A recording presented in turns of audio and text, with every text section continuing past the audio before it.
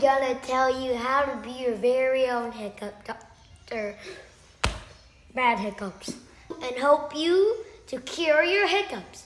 You might hate hiccups like me, and right now I have them and I hate them. So I'm telling you how to cure them. So what you need is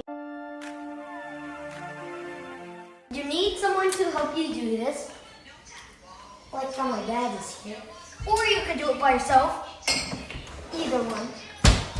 Instead of just drinking it like you think you would obviously do. You need one stick, chopstick. I prefer chopstick because it's clean.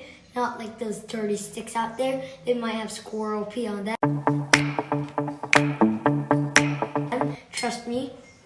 And then you need a cup full of water. Well, not that much water because you only need to take like a few sips. So what you're gonna do is you're gonna put the stick in your mouth. Then you're gonna drink the water like this.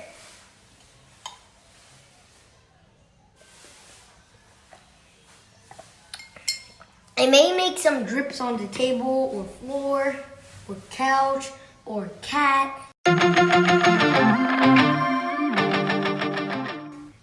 Like anything, but that's okay.